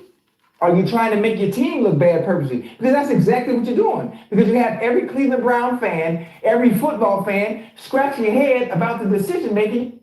That's crazy. Making as a head coach. I've had people reach out to me and ask me, they don't even really know football like that. Say, why they take Shador out? Because they say, well, I'm going to ask you because I know you played the game, you watched the game, you studied the game. I say, I don't know. They like, you know something. Damn, that's fucked up. That's fucked up. I'm like, damn, I ain't in Cleveland. I don't know. Right. Hell, if I do, I tweeted. It needs to be studied. They need, hey, DOJ, Department of Justice, I need y'all to open up an investigation in what the hell is going on in Cleveland. What the hell is Stefanski doing? Because it makes no sense. Even if you want to run the Wildcat, considering that your quarterback is playing at a heat on fire. He's hotter than 4 boxes in a forest fire. That's how hot he is, Ocho. And you take him out. You take him out to do. Think about this, Ocho. You take him out to have somebody else throw a pass. Because that's what it looked like. If you was gonna flip it to him, what was he gonna do? Run it, or he was gonna run and put up and pull up and throw a pass. So that's what I need to do. He was gonna throw it. Listen, he was gonna throw it to somebody. If Junkers it flipped the ball like it was supposed to, obviously misdirection. You know how well misdirection works when you're playing against the defense. That's extremely aggressive. Yes. Extremely aggressive. You're hoping somebody misses assignment. I just hate the way that they hating on Shador. That's it, bro. In a back or a receiver or a tight end, we can listen, but I just hate how they just keep hating on this man. Like he's out and he's wide open, but it didn't happen. It didn't work that way. I want the ball to Shador hands. I don't care. I'm gonna go down and look. And you brought me this far. You brought me this far. Yeah. if this is as far as you can take us, well, you brought us farther than I was. Yeah, I don't get it. I don't get it. And I just told you. It doesn't make. Hold on, Ocho. Here's what Stefanski said about going for two. That last 2-point conversion. Let's take a listen to what he had to say. Yes, sir. What was supposed to happen on that last 2-point conversion? Yeah, not going to get into all the specifics, Jeff, but obviously it did not go as we thought it would. Did you make that call or did Tommy? Yeah, I make every call. Why would you take them off? Yeah, it's a 2-point play. Didn't come through on our first 2-point play. Got to the second 2-point play. We didn't come through. Bruh, this nasty work right here, Lord. But that's on me. Was that play call yours or Tommy's? That's definitely on you. Responsible for all of it. No, I thought you turned over play calling duties. Now it's been reported. Mary Kay, I need you to call. I need you to let us know. Jump in the chat because it was reported that he turned the play calling over to Tommy Reese. Right? Isn't that the OC?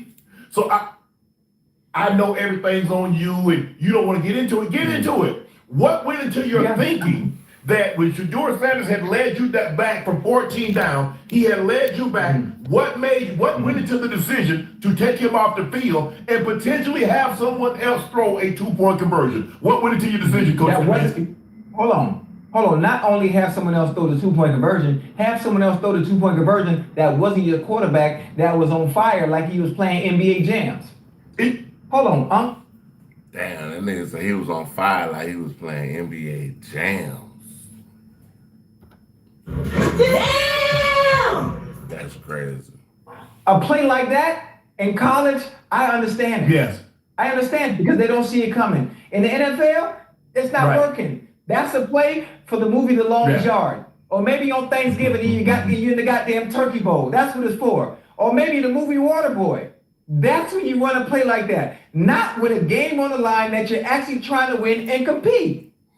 Like, what are we doing? I swear for God, on my mama rest in peace, I had to call 2 of my former coaches to get a better perspective on what they were doing. Because you've been a head coach, please explain to me. You've been in that position before. If that was you, why do you call a play like that? And of course, they wouldn't give me an answer. They wanted to keep it PC. Like, come on, man. First of all, you should have been in that situation because you should have kicked the PAT to begin with. Why the hell you go for 2 on the first PAT? You're only down 14. You're down an even number. So why the hell are you going? Are you going for 2 on the first PAT? If you just kick it, now you're down 7. Now you don't have to chase the second point. That's what makes no sense to me. Nothing. First of all, it didn't make sense. Who he started, he went with Flacco. Okay, fine. They said Dylan Gabriel, they drafted him in the 3rd round. Okay, whatever the case may be. We can't go back in time, undo what's already done. But moving forward, the guy gives you a great opportunity to win. A great opportunity. He's playing his ass off.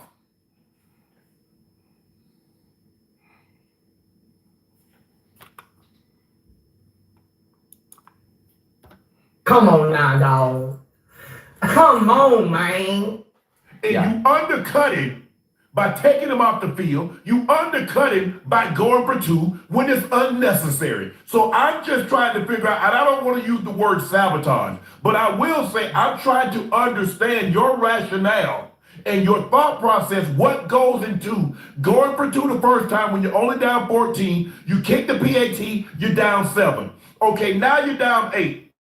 Because you didn't get the first PAT. The first 2-point conversion. So now you're down 8. You gotta go for it. What goes into a rationale? After you see what your quarterback has done, why would you take him off the field? And as somebody that doesn't play the position, are you really trusting someone that hasn't thrown a pass to throw a pass? This right here is 100% hate. As in that situation, in that moment, at that juncture of the game, you really want to do that, Ocho? Is that really what you want to do, chat? Garden Lights shines with new features and familiar favorites through January 11th. Get tickets today. My energy bill dropped from $150 to $50 by doing this. My friends laughed at me when I spent $49 on a power. Hell no. They doing that on purpose. They doing it on purpose, and it's just not this. Just think about since training camp. Just think about all the games they've continued to play. Their organization has continued to play. You know, with Shador, just in general. They did not want Young Bull to be a starter because they understood if he gets the opportunity to play, the numbers you see him putting up, him getting an opportunity to play, he's going to give them their best chance to win. Don't want to win. What they do want to win, they don't want to win with him behind center. That's the only answer I can think of. As a former player, as a football fan, as a fan of the game. This is for anybody, for any team, for any quarterback. You always want to put your quarterback and your team in the best positions to win because that's the point of playing this game. You want to win, and that shit. I'm sorry. That he pulled today was ridiculous. On the downside, I was disappointed in Cleveland's defense, rush defense. Tony Pollard had 25 carries for $161, had a 65-yard run, had another long run. They got to do a better job of stopping the run, and so now we can put more pressure on Cam Ward. But when you're second and short, you're third and short, it's hard to rush the quarterback, Ocho, when you're in short, down and deep, because you don't know they can. Now if we got at the second and long, we got it third and long. Now we can unleash Myles Garrett. Now we can unleash some of these rushers. But I just need somebody to tell me. I need someone to explain to me, and I need you to explain it to me as if I'm a 7-year-old. So it's like a kid going Come on now, dog. and he's asking him a question. Come on, man. That's what I need somebody to explain it to me, because it makes no sense. As a guy, Ocho, as guys that played the game, as a guy that studied the game, and that's what I do. I don't look at touchdowns. I'm glad they scored. I'm looking at how they scored. I'm looking at why they scored. I'm looking at what did the defense do. I'm looking at what play was called. What personnel were you in, so I can have a better understanding and say, okay, I saw why this worked. But when to do this, it makes no sense. Yeah, and can I say one thing also? Let's say the Cleveland Brown defense, they've been playing their ass off all season. They've been playing their ass off all season. They've been stopping the run. They've been stopping the pass. So you know what? You come to a game where now we need the offense. When we was down 14, God damn it, the offense showed up. The offense showed up. They showed up. Myles Garrett got to be pissed. Denzel Ward, Dale Pitt, they have to be pissed because I know they see it. I know if they was anybody was mic'd up. I know on the sideline, if you hear the defensive player talking, they be like, man, what the hell are we doing? What the hell are we doing? Okay, they're running the ball on us. Now, this is one of the few games we need our offense to have our back. Long be motherfucking hold. The offense had their back. With a position, twice, 2 different drives. Drove down the field. We score. We go for 2. What? We get the ball back. Go right down the field again. And we do the same bullshit again. That's crazy. That's crazy. Hey, this is wild, bro. Like, this is wild, bro. Be pissed, but they can't say nothing. They're not gonna say nothing. They know it's some bull jive. But players in that locker room, they can't say anything. But they can see. Yeah. They can see. It's like sports now, it's like almost from every position, we starting to see that, bro. This shit is a setup.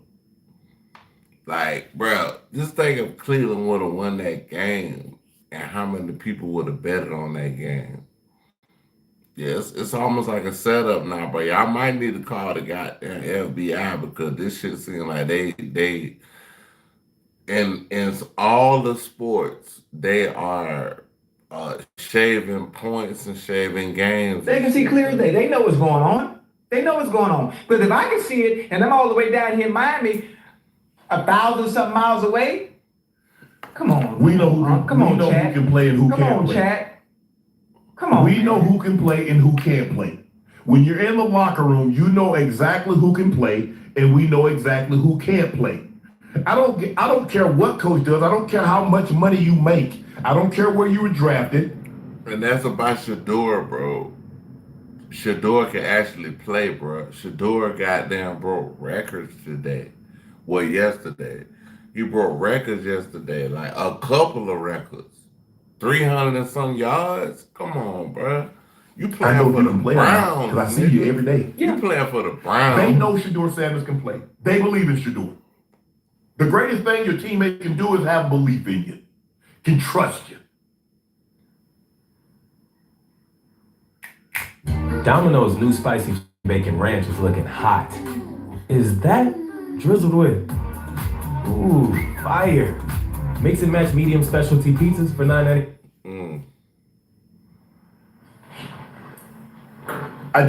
It doesn't make sense. They say the only difference between truth and fiction is that fiction has to make sense. So when you're doing a story, Ocho, fiction has to make sense because we know truth. People do stuff, they're like, that can't be true. That's got to be AI. And when I saw it going, I was like, this, hell, if somebody would have told me, I said, that's AI. I'm watching it in real time, so I know it can't be AI because I'm sitting there watching it. That's crazy. He said they say it was so fucked up that he thought it was AI. Come on now, dog. Come on, man. Damn. You got to be ishing me. Stefanski, I know. This man, I think he's been the coach for 5 years, 6 years. He's a 2-time coach of the year. Coach of the year, yeah. He's more than competent. Yeah. Which is how you know. But sometimes the smartest people are the biggest dummies. No. We're not gonna make no excuses. He's not dumb. He's not dumb. He's not dumb. And this is not analytics. This ain't about numbers. This ain't about computers. This is what I like to call sophisticated tanking. They not fooling nobody. He ain't pulling the wool over anybody. My point exactly, because that's not the person they wanted to helm. Let's not. For the sake of argument, Ocho, you're tanking. For what? Do you think Mendoza, the quarterback at IU, is substantially better than Shador? I'm trying to think, who else is out there? What other quarterback is out there, Ocho? I'm trying to think. Chad, y'all help us out. Do y'all think any of the quarterbacks that Sayin, from Ohio State, is there somebody that we're Ty Simpson, Gunnar Stockton, is there somebody that we don't know that you think right now that come into the league and that would be substantially better than Shador? Are we forgetting what the owner said? The GM said? He was not my pick. This is not who I wanted. Publicly. Those are the type of things that you don't He said this was not my pick, and he helping the team. Say out loud. Those are things that you think in your head, that you tell those amongst you that sit up there in the seats with the ties and the jackets on. You don't say it in front of the camera. You don't. That is why things are going the way they're going. Unfortunately, you got to a situation where now he has to start. Now he has to start. And there's a reason why you did want him to start, because you understood if he got in there with ample time, with the right reps, this is what you get.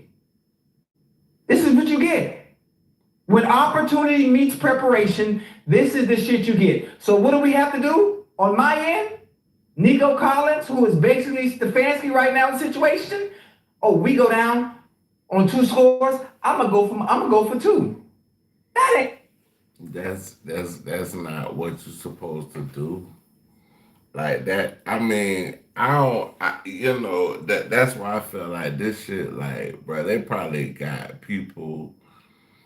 Bro, this thing of people, like, if a lot of people had betted on Cleveland in this game, and they would have won this game, and he wouldn't have did that play, and they would have won, but he would have made people a lot of money. It's Stefanski doing that. That's not him calling that.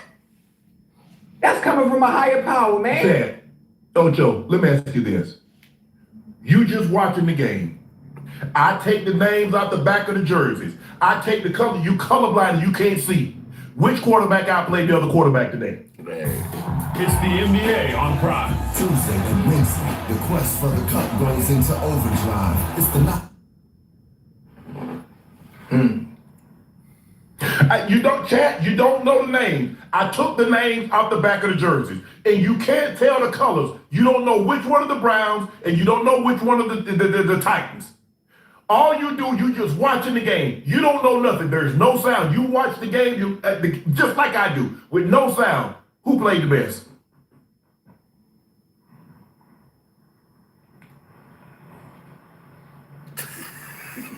Yeah. Yes, you meant Nico Harrison, not Nico Collins.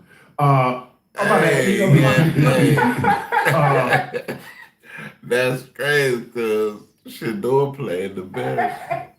If you just watch the game, the poise in which he played with. Yes, there's some habits he's gonna have to break. That bubbling, it's okay for him to sometimes to step up in the pocket and to step up as opposed to bubbling all the time. But look, he's a young quarterback, and that's going to come. I'm willing to give him another year or two. But I think he has the tools to be a very good quarterback in the NFL. I do. But I think he needs somebody that believes in him. I think he needs somebody in his corner. And I'm not so sure that the Browns organization is in his corner. I think they're playing him. I think that the fan base is so in Shador's corner. I don't really think they have a choice. I don't. They didn't see this. They didn't think he could do this. And the people that's hating on him didn't think he could do that. That's a damn good Titans defense. That's a damn good Titans defense. Mm-hmm. And he just threw for that almost 400 yards. Almost. With 4 total touchdowns. Yes, he had a bad interception. He almost threw for 400. What? But he played for his third career start. The third career start. Yeah. Go back up here. That's what I'm talking about. Hey, man. Come on now, dog. Come on, man. For real, dog. Hold on. Where's the guys that had thrown for Joe Burrow, number 1 overall. Andrew Luck, number 1 overall. Matthew Stafford, number 1 overall. Marcus Mariota, number 2 overall. C.J. Stroud, number 2 overall. Deshaun Watson, a top 20 pick.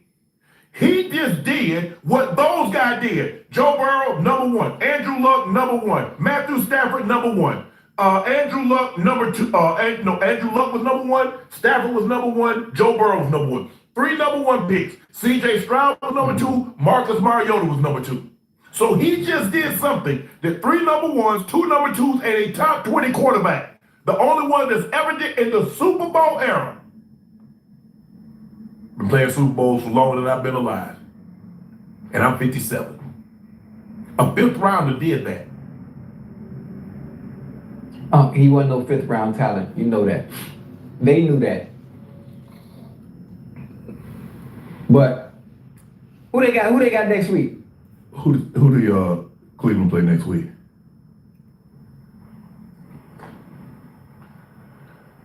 Bears. They got the Bears in Chicago. Bears, Bills, Steelers, Bengals. We got the workup. Bears, Bills, Steelers, Bengals. Here are the quarterbacks that have played the Titans this season. Shador Sanders has thrown for the most yards, 364. Matthew Stafford, 298. That's Davis Mills, 274. Justin Herbert, 250. Sam Darnold, 244. C.J. Stroud, 233. Trevor Lawrence, 229. Yeah, he done fucked it up for them. Like, and I'm all for it. Like, he's a good kid. You know what I'm saying? Like, I love him in the NFL. He's a good kid. Come from a good stock, and hey, we love Shador out here, man. We love that boy. We love that man. Yeah, Shador Sanders, man. Drake May, 222. Kyler Murray, 220. Bo Nix, 176. Look at that list, chat. Indiana Jones. Yeah. Okay. Only guy that's thrown for more was Daniel Jones. Matthew Stafford, number 1 pick. Sam Darnold was a top 3 pick. C.J. Stroud was a top 3 pick. Trevor Lawrence was a number 1 pick. C.J. Stroud was number 2. Kyler Murray was number 1. Bo Nix was a top pick. You look at this. Look at all these guys up here and look at where they were drafted. And look at what this 5th round kid did. And they bull jiving him. Sometimes. Yeah, this is rough. This is rough here, dog. Come on now, dog. Come on, man.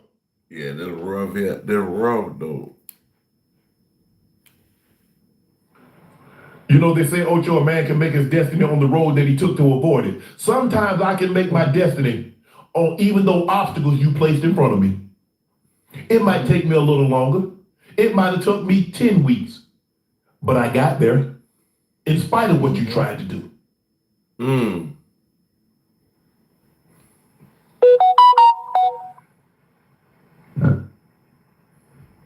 That's crazy. God say, bow before me, and I stand for you. And if I stand for you, can't no man stand against you. Hey, put that in the best way. Hey, we gotta run that back. Hold on. Nothing like that new baby smell, right? What is this? Oh yeah, that's the stuff. I need somebody to tell me, chat. Where y'all at? I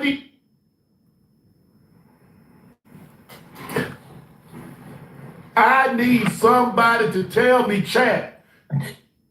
Where y'all at? I need you guys. Get on what that ask AI, ask Grok, what is it? Grok. Ask Grok, hey, why the hell does Stefanski do what he did? I need y'all to ask. Ask Chat GPT. Yeah, Chat GPT, that's what, ask Chat GPT. What the hell was going on? Oh my goodness. Dylan Gabriel should be suspended for that bold-faced lie he told to his fiance. Oh man, I still can't believe this. I can't believe they did this, man. Can you imagine if this man would have come back and won this game, Ocho? Man, they didn't throw the ticker tape parade for this man in Cleveland. They didn't want that. They didn't want that. They didn't want that because if they wanted that, they would have put him in position to do just that. They would have put him in position to do that. That's crazy, bro. Like, they just hating on Shador. Like, bro, why you doing this? This man is a generational talent. What are y'all doing? Like, what? Man. Yeah. And he's still filling out the guys. It seems like he has a great rapport with Fanning Jr. But he was special today. Yeah. Hopefully this is something gives him a little bit more confidence. I know he's a very confident young man. You don't be in the Sanders house without being confident because we know his dad has the utmost confidence. And I think he instilled that in his kids. And he's been a starter since high school. He started every game in college for the most part. And he knows he belongs. He knows he belongs. But sometimes it takes somebody believing in you too, Ocho, that's going to put you in the best situations. Keep your head up, Shador. You played your ass off today.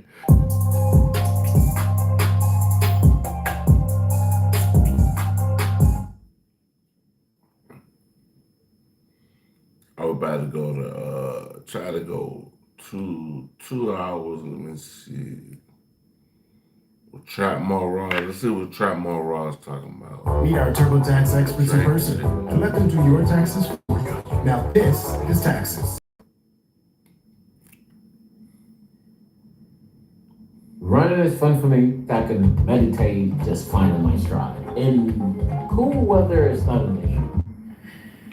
If you followed this channel for a while, you've known that we love to keep up with the nonsense from Toronto. Okay, this Trap More Raws.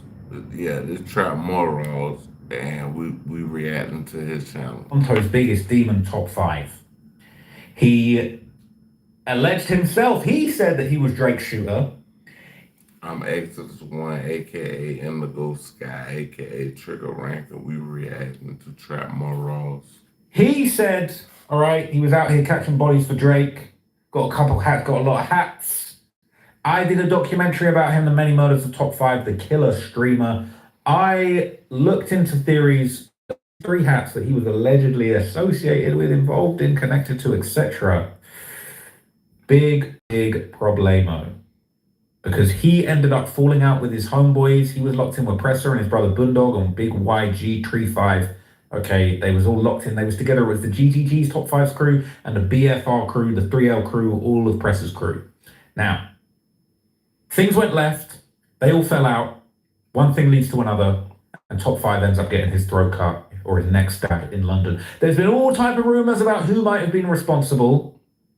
I'm not trying to make it hot for anybody out here about who was responsible, but clearly Top 5 feels very, very upset about everything that went down and how it all went. So, some people believe that maybe this beef is the reason why. Who knows? I couldn't possibly say exactly who was involved or who was responsible. I definitely haven't seen on Reddit a bunch of theories about it, but damn.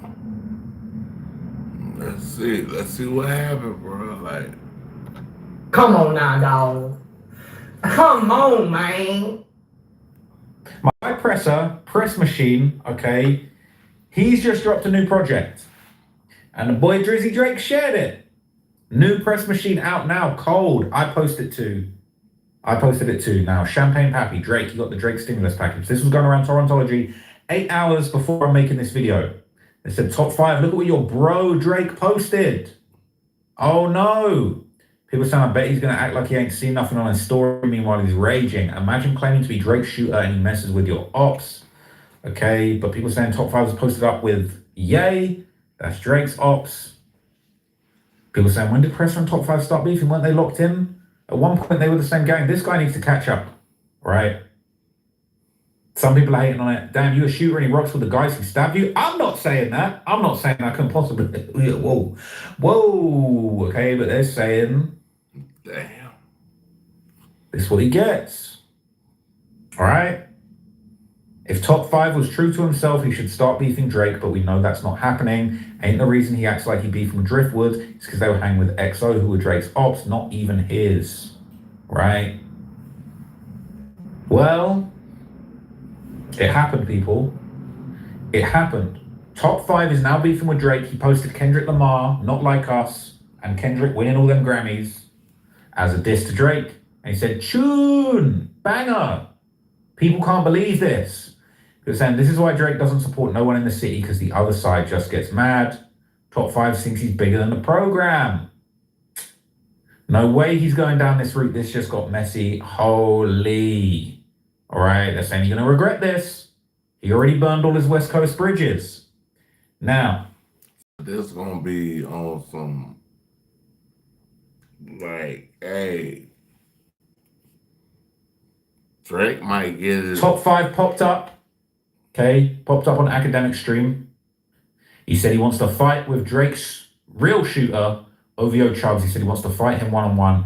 And he confirms that he really does get Drake's hand-me-downs. I don't know about this caption, okay, but he popped up with Academics talking about it. I want to fight Chubbs one-on-one. Stop it, bro. And that's what, like, hey, he on some Kendrick shit. Like, I want to see if Chubbs really crashed something. Stop it, bro. That's a fair one, okay? That's a fair one. Chubbs has never done nothing to you. He can't do nothing. Come on now, dog. Come on, man. You know the part I like the most? What? Honestly, no trolling. I know Drake's not a rapist, so I'll never disrespect him like that. But you know what he says? You know, I know he's not a rapist. That's one thing I can agree. But you know that part where it says Chubbs with the heavy that's facts. Oh, so he's saying Chubbs really is getting Drake's hand-me-downs. I thought he was talking about that. I thought the caption was talking about Top 5 getting the hand-me-downs. Hold on. Yeah, 5. Hold on, 5. I hate to break the fourth wall. Hold on. I hate to break the fourth wall, but I've known a lot of things behind the scenes sometimes. So I know sometimes y'all have these little disagreements and then y'all fix it up or whatever. We all live. Don't say nothing that it's always going to be used against you. Chubb's got nothing to do with it. Why you disrespecting Chubbs? And by the way,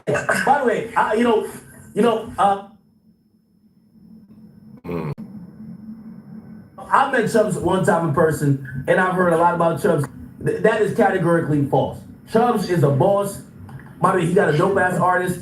He don't do no hand-me-down shit. I don't want to disrespect no other nigga who's like the second in command nigga, but that's not Chubbs. Chubbs ain't that. Huh? The holidays until you've seen Garden Lights Holiday Nights at the Atlanta Botanical Garden. Get tickets now. I recently purchased the most popular glucose meter online and decided to test it with you. If you have It's like the second in command nigga, but that's not Chubbs. Chubbs ain't that. Huh? That's actually crazy. Whoa. That's crazy. People say, man said, I'll leave him. All right. People saying Chubbs would destroy top 5 with his bare hands. Okay. They're saying top 5 needs to go and train for a whole year before he calls anyone to fight. I know females that would mop the floor with him. It's crazy. Act trying to protect his investment, top 5. He knows OVO's got receipts on top 5. And he also knows if he crosses the line with Drake, top 5 will forever just be a low-level Toronto name. They're about to put the bounty on 5. It was a good run, but he's getting put in the dirt 2026. Someone please make a bet. I'm trying to put my house on it. Chubbs hates this guy. Drake's a hypocrite and mad at the world for the same thing. Top 5 not wrong for dissing them. The man almost lost his life. If the shoe was on the opposite foot, we'd be saying that Drake isn't wrong. He was saying Drake is not involved. Man was better off allowing it and dropping his own album for Drake to promote, but his pride is everything, and probably man's dissing him behind the scenes drawed him out. Now Drake gonna just show more love to the Wassers. The Wassers are they hate on the Wassers, man. But people are basically saying, yo, top 5 really effed up with that one. Now you got BFR, EXO, and OVO all looking at him like food.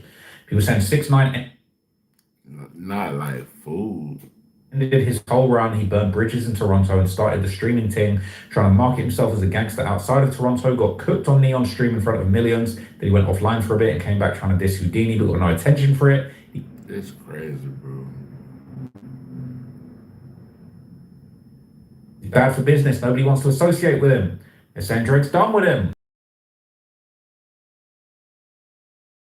Looking for death with either himself or his affiliates. What's up with him? XO? Now, this one really got a lot of people. They're saying top 5's now locked in with Hitter J3. He said it, not me.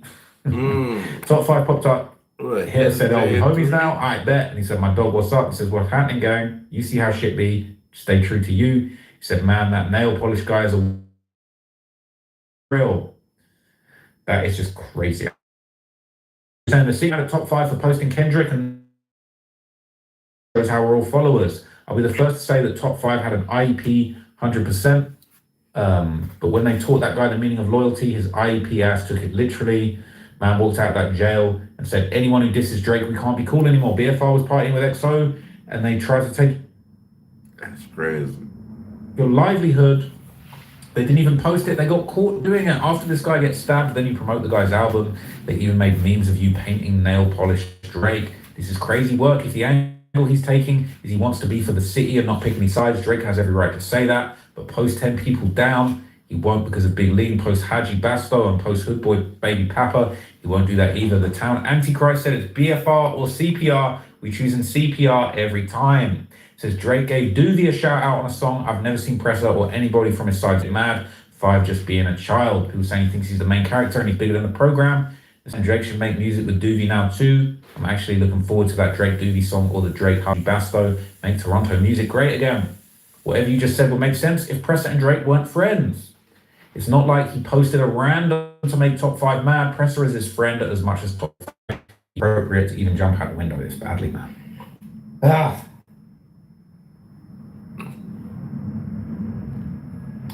Yo. So I got my boy.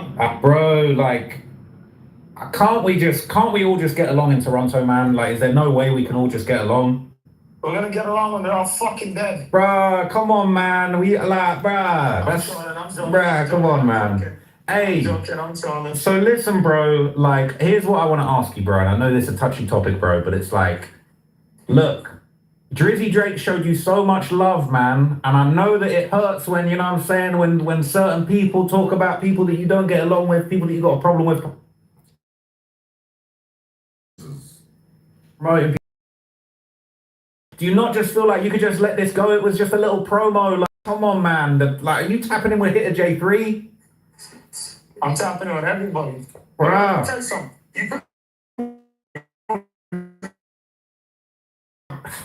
Man. Tell me, is that true? Like, you think I really lose sleep off of? You think I lose sleep trapping around? Listen, man. Like, Drake's the biggest. Drizzy. Like, he hating on Drake now. That's crazy. That's your bro, man. Come on, man. All the good shit that he did. Can you like? Is there not enough good to just make up for the little bad that he just did? Yo, listen, man. Now listen, Trap. Let me tell you something, bro. You gonna give a fuck about a Drake or anything right now? I feel like though that's your bro. He switched on Drake like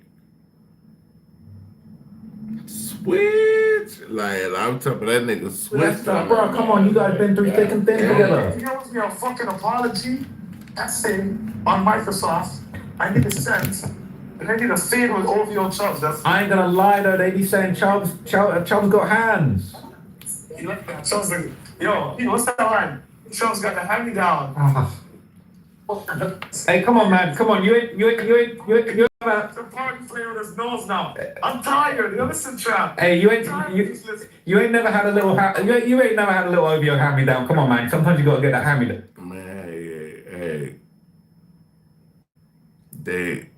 They made this evident. Yo, listen. I'm drinking $1 million. He knows that. Relaxing. I swear I know my dead homies gave him $700K. That nigga said, I swear he gave him some money. Let's see if that's true. Come on now, dog. Come on, man. But why though? Why do you need 700K USD? I thought he was a billionaire. All my dead homies, I ain't lying. Go ask him. I didn't ask for that. Batch. I don't play favors. Go ask him. Gave him $700K USD. It wasn't even no music. But do you not feel like though? Do you not feel like, bro, if you just dropped a little bit of music, like he would be posting you too? He'd have posted you 2-3 times. Like it just so happens that your ops are putting out music. Listen, we don't need a Drake cosign in 2026, man. Man. Who's the trending topic in Toronto right now? You tell me. I don't know. I just see a new mixtape from like a legendary Toronto artist, and I don't know. Nothing was the fucking same since Kendrick Eminem. You don't sue when you lose a battle, eh? No, that was crazy. That was crazy, bro. That was actually wild. You don't sue when you get a battle. You go in the studio, you perfect your sound. Hey man, y'all about to just Exodus 1, aka INDIGOSKEYE, aka I already know who it is. Trigger Rank and the Trigger Man. Appreciate everybody for coming through. When y'all hit me up, go to if y'all wanna, hit the channel up and basically just, donate to the channel. Everything is in the top of the description. Hey man, I will be back later on. Probably gonna make a beat right now, but hey, I appreciate everybody for coming through. Y'all kicking me in the Karma Cafe. Like, subscribe, share, notification, peace and one.